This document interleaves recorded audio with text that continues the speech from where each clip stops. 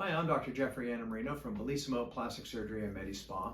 Thank you for joining us for our Ask Anonymous. This is our new program where patients get to ask questions that I answer instead of us picking the topic. So this week we have many questions that you're interested in listening to the answers for. So Ella's going to read them off and I will do my best to answer them. I have some fine lines on my face and am noticing some slight pigmentation, small areas on my cheeks. I am looking for a less invasive way to counteract this problem. I currently use products on my face, but I am also looking for another option that would make the pigmentation less noticeable. I've heard that red light therapy assists with this, but also open to a topical solution if one exists. I am too afraid of lasers with the scabbing and the potential for scarring. Okay, so that's a common problem for a lot of patients. So depending upon the skincare that you're using, there are different types of skincare. I would have you meet with one of our providers, one of our nurses or nurse practitioner. Kind of go over your skin, the coloring of your skin, which we call the Fitzpatrick scale. There are some things that we might be able to do to tone down your pigment. Now for the fine lines, and I understand you have some reticence about lasers, but lasers have really changed over the last 5 or 6 years. There's been some incredible improvements. The lasers that we have here, I would recommend, number one is Helix laser, which is a laser that's been out a year now, which is a CO2 laser combined in the same beam with a 1570 wavelength laser.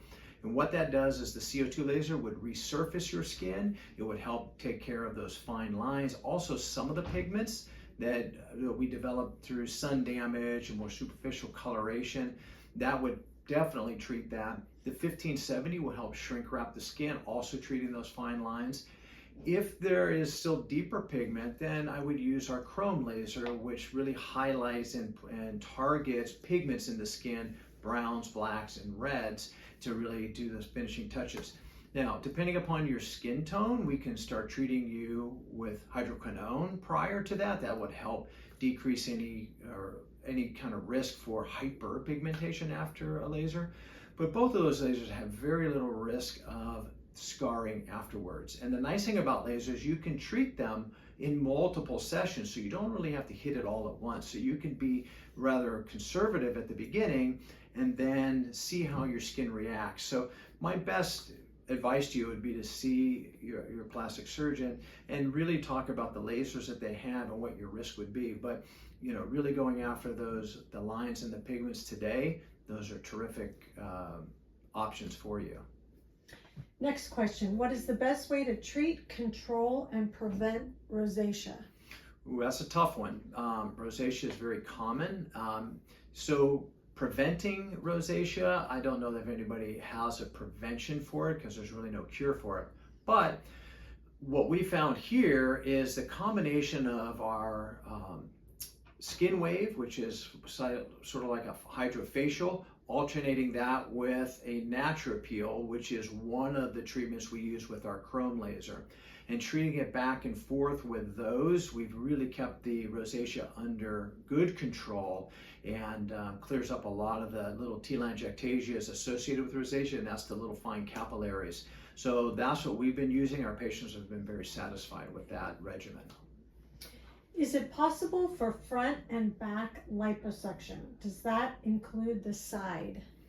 So again, depending upon what the patient needs, yes, it's very common to do front and back. So whenever I do abdomen, I almost always do either the back part of the hips or the flank area, this whole side, but I have the patients on their belly, which we call prone, and then put them on their back, which we call supine. So that's a common way of doing liposuction for just about anybody. But depending upon what the patient needs, whether it would be hips or flanks, upper back, abdomen, chest, we can do all of that all at the same time.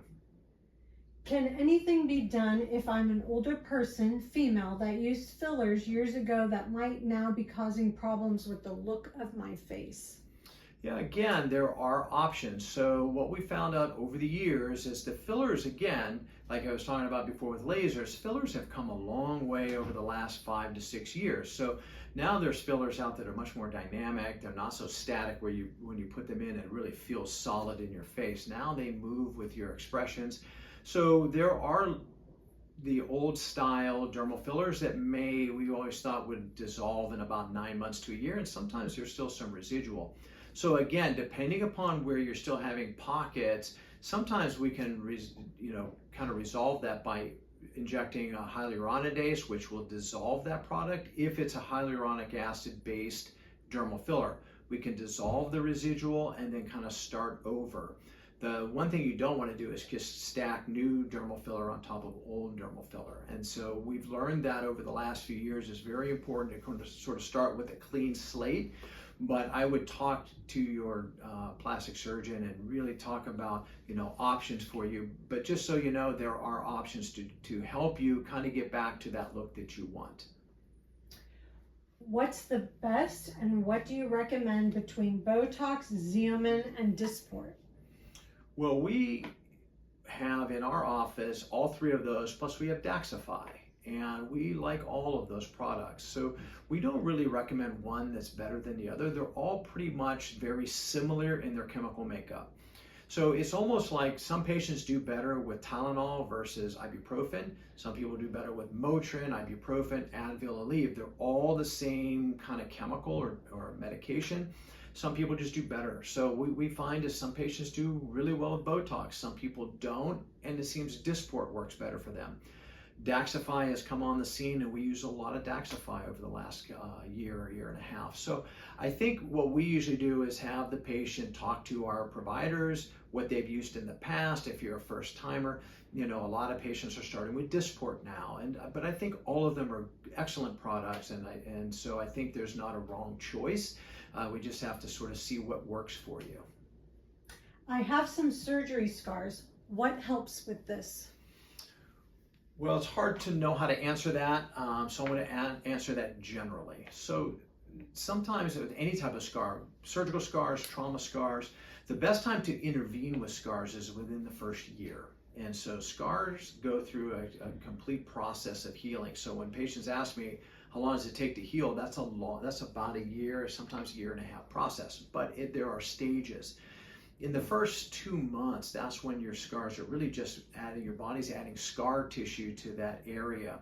And then after about 6 or 8 weeks, you go through a remodeling phase, which is about the scar tissue actually gets broken down by your body and new scar tissue is placed. So that's why scars over time fade and soften, flatten, and become more pliable. So anytime that you want to start in that first 6 to 8 weeks, you can start manipulating that scar. Sometimes that's massage, sometimes that's injecting Kenalog, which is a steroid, the anti-inflammatory steroid. Sometimes we can use silicone sheets. We have microneedling with radiofrequency, laser. So there's lots of things that you can do to start manipulating that scar early on. Now, if those scars are older scars, depending upon whether you don't like the color, or it's too wide, or the texture, or it's too thick, those are all things that would have to be sort of looked at by your plastic surgeon and a game plan come up, because there are different modalities for each of those issues. After getting breast implants and being cleared to lift weights again, does doing push-ups, chest presses, and chest exercises cause damage over time, putting all that stress almost daily on the implants? So personally, I always have my implants under the muscle. And so when I talk to my patients about their post-op getting back to exercise and their exercise regimen, I usually will tell them they can lift as heavy as they want for their shoulders, arms, belly, legs. All of that stuff is no problem. What I usually have them do is just tone their chest wall. Push-ups are fine, light weights are fine, but if you go back to lifting very heavy, a lot of chest exercises, that can actually push that implant down and out. So it's not always an issue, but I usually tell ladies that if you want to just tone your chest, that's going to give you a better result. But there really isn't any post-op restrictions. Once that heals, the capsule is in place and the implant is really solidified under the muscle. But you do have to be careful. To get a breast reduction, is it a major procedure and downtime? So breast reductions are one of the most common plastic surgery procedures. It's one of the more common ones that I do. Most patients tolerate it very well. It's not a hard surgery to recover from. Most patients don't have a lot of pain afterwards. They feel more pressure and they feel more that it's uncomfortable. It's an excellent procedure. Probably has the highest satisfaction rate of the surgeries that we do. So I would tell you, if you're thinking about it, definitely have a consultation, because most patients, once they've had it done, say that they should have done it earlier. They didn't even realize how much pain or discomfort they were in, because they just feel so much better. So it's really can be life altering to have a breast reduction. You're much more able to go out and do more physical things. Your clothing options are much improved, but you just feel better overall. What's the downtime with that? Downtime is I don't have anybody going back to exercising or housework for 3 weeks. Depending upon your job, some ladies are back to work in a week and a half to 2 weeks. If it's more of a physical job, then it might be anywhere from 4 to 6 weeks, depending upon your physical requirements, so pushing, pulling, lifting. So that might keep you out a little bit longer. Next question, I have some extra skin on my belly. I'm not sure if it's enough for a tuck. What should I do? First thing I would tell you is I would see a plastic surgeon and usually have it examined, do a consultation, because sometimes patients can send in photographs, but photographs don't tell the whole picture. What we're also looking for is what's the abdominal wall laxity like, not just the skin, but what's the muscle wall laxity like? What's the skin tone? Are there stretch marks? So even though you may not have a lot of extra skin, you might still be a good candidate for a tummy tuck. Some patients still have good skin and they just have a little bit of fat, a little bit of extra skin. Sometimes liposuction and a device called Renuvion, it can be satisfactory in tightening some of that skin and reducing some of the fullness of the abdominal wall. But I would tell you for sure, the only way to know for sure is to actually have in the office face-to-face consultation with a board-certified plastic surgeon. What treatment do you recommend for smoker lines around the mouth? That's been a tough one over the years, and we've not really had anything great. We've tried everything from Botox and dermal fillers, fat transfers, peels, lasers. So there's a device that we've been using for a number of years now. It's called Virtue, and that's radiofrequency and microneedling together. There is a handpiece that came out about, I want to say almost a year ago. It's called Exact, and that's a single needle, again, microneedling radiofrequency. And I've had the best success with that, and I combine that with the Helix laser. Again, we talked about that earlier. That's the CO2 laser combined with the 1570 wavelength. So I'll do 2 or 3 treatments with the Virtue Exact, and then really go usually the whole face or even just around the mouth with the Helix, and that really does soften those lines. It doesn't get rid of them completely, but it really does help soften those lines tremendously. It's the best thing I've had in the years that I've been in private practice. This works the best. Do you do any injectables yourself or exclusively nurse injectors? Also, can I get, well, answer that first. So that's a question I get asked a fair amount. I do not do any injections myself. I like to operate. I have some wonderful nurses, a nurse practitioner and a PA, and that's what they're trained to do. We have at least every few months we have them with some type of training, new advances. I sit in on those, but they do it all day long from the morning to the afternoon. They're the best ones that can treat you. I mean, I do it less than once every few years. So yes, I understand the principles, but realistically, you want to be in the best of hands. That's why I have my providers. They're well trained.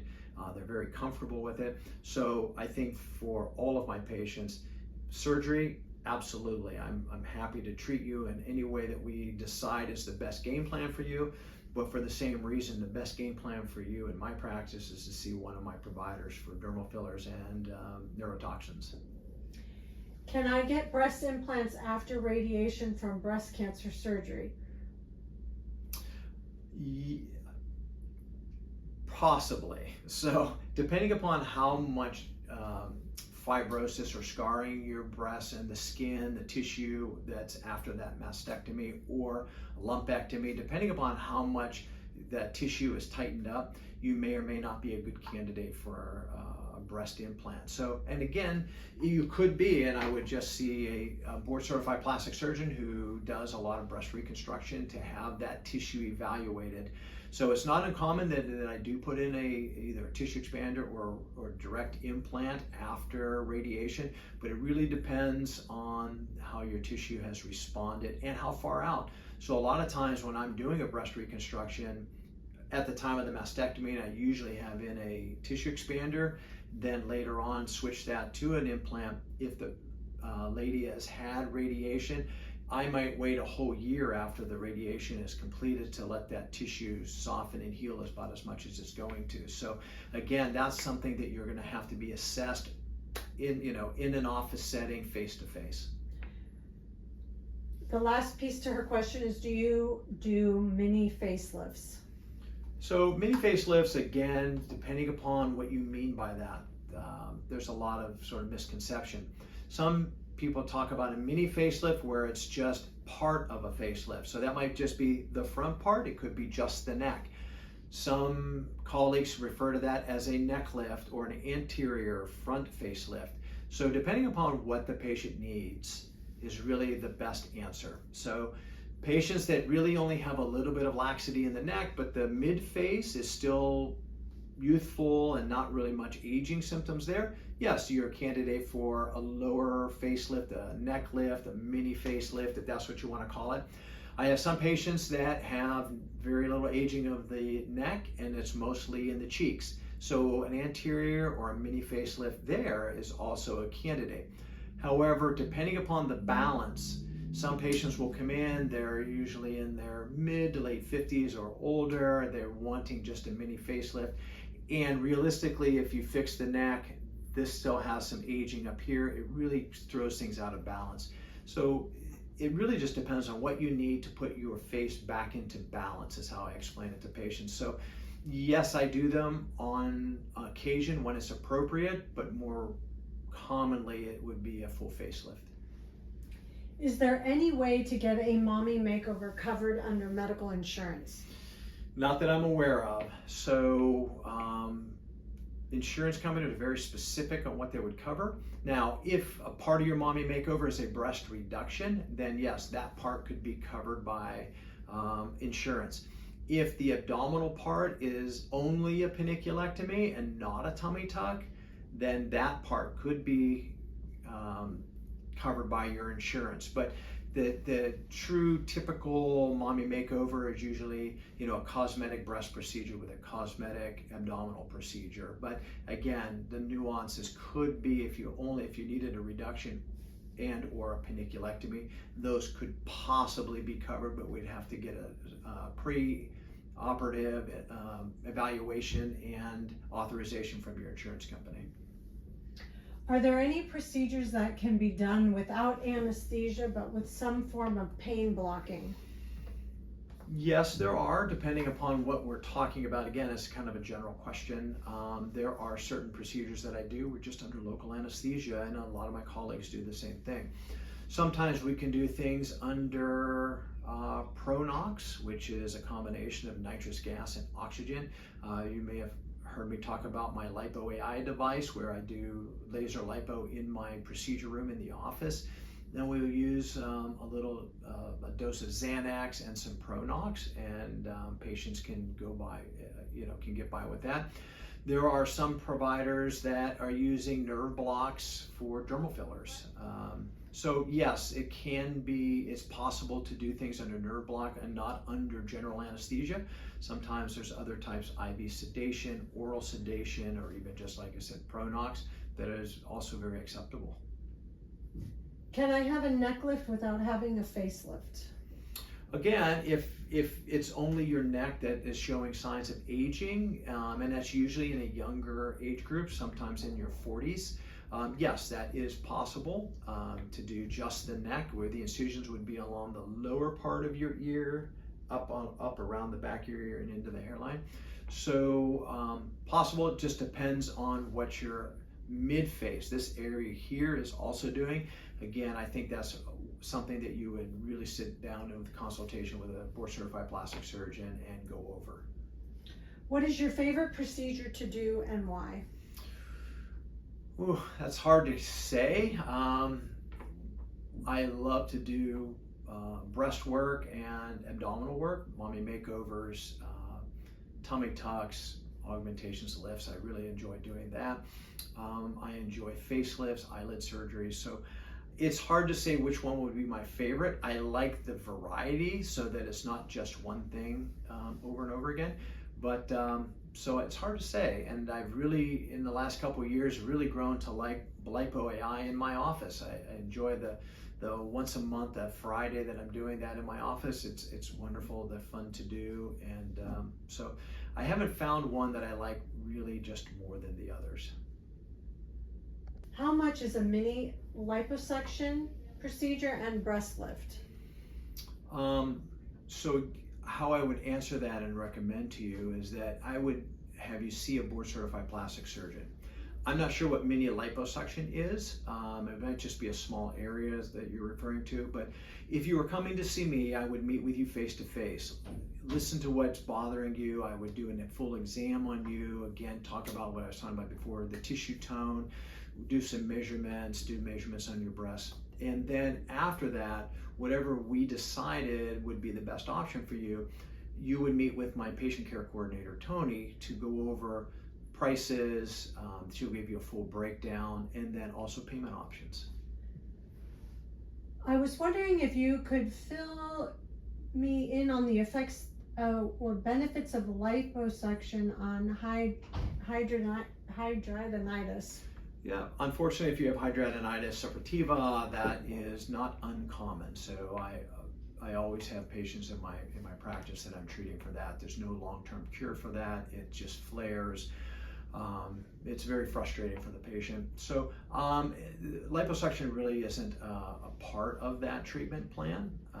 So I've had patients with it or a history of it that's not flaring that I've done liposuction on. It doesn't cause it to flare, or it doesn't treat it either. So it's really not, at least from what I've been treating, in my career, I've not used liposuction to treat it because that's more of a skin condition and not a fatty condition. How successful is a second facelift? Secondary facelifts are pretty common. So the nice thing about it, you can actually go right back through the previous incisions. You can modify them if you need to. Generally speaking, it's not as an extensive of a dissection as the first. And so a lot of times that's really more of a touch-up, a little bit lesser of a surgery. So patients do very well with that, heal a little bit faster. You're still going to have about 3 weeks before you can exercise and a couple weeks off from work. But secondary facelifts are very straightforward. Do you perform body fat transfers to address over liposuctioned areas? The quick answer is yes, I can. The problem with that is, do you have enough fat as a donor site left to help correct those over suctioned areas? So a lot of times, the best fat to do for fat grafting or fat transfers is from the abdominal wall and the hips. That fat is soft, it takes well, there's not a lot of fibrous tissue in it. When you start taking it from the arms and thighs, it's not as good of a donor site. So depending upon where your liposuctioned areas were originally and what was over reduced or suctioned from the liposuction, you may or may not have the donor site to help correct that. If you do, then yes, some of that can be used to improve the contour, but it doesn't put it back to square one. So I would tell you it could help improve depending upon the take, but it might take multiple 2 and 3 different surgeries to try to do that. So, but it really comes down to what donor site you have left. It has taken me a couple of years to get to the point that I am at with exercising and weight training. One of the things that I worry about is how soon after breast implants before I can go back to my weight training and exercise routine. I'm also worried that all of the progress that I have worked so hard for will go away. That's a common concern with a lot of patients. So yes, you will lose a little bit of your training, but it's not going to be a devastating amount. So in my practice, I have patients getting back to exercise after breast augmentation in 3 weeks. And that means what I call non-impact exercising. So you can go back to walking, Stairmaster, elliptical, spinning, cycling. So you can get your heart rate up as high as you want, but nothing, no running, no jumping, no jogging. Anything with impact you want to stay away from for another few weeks. As far as weight training, you can go back to lifting arms and shoulders, abdomen, and also thighs. I want you to stay away from your chest for any reason. No push-ups, no planks, no yoga, no Pilates, anything where you're using your chest, you stay away from. Between 6 and 8 weeks, I usually, if everything looks good, I will usually let the patient get back to anything her body allows her to do. And the reason I stress that is because you might want to do some push-ups. It's still going to feel kind of weird, kind of glitchy. So you can do, push-ups from your knees, do a few at a time. You're not going to go back to where you were pre-op because it's been 6 or 8 weeks. But if you give it slow, get back to things slowly over time, in the next 4 to 6, 8 weeks, you're going to be pretty close to where you were before you went into surgery. And as far as your cardiovascular, the muscles, the strength of your shoulders and your arms, by the time that you're going to get back to 3 months out, you're going to be right back to where you started from. But I usually have everybody really holding off from the chest and any type of bouncing for a good 6 to 8 weeks. If I got a breast augmentation consultation 2 years ago, can I use that same consult and quote for my future booked appointment? Short answer, no. You're not the same as you were 2 years ago. Your tissue may have changed, your weight may have fluctuated, your medications, your medical history. So I always have patients come back in, fill out new paperwork.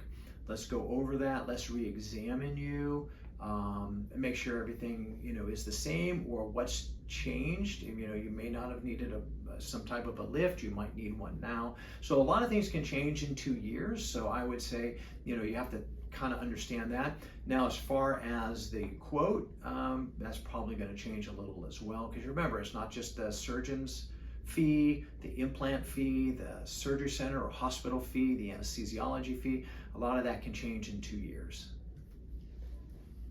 All right, well, listen, thank you so much for sending in your questions. Those were excellent, well thought out questions. I hope I did a good job of answering them for you. We'll do this again next time. So in the meantime, think of some questions you'd like me to answer, and I'll do my best.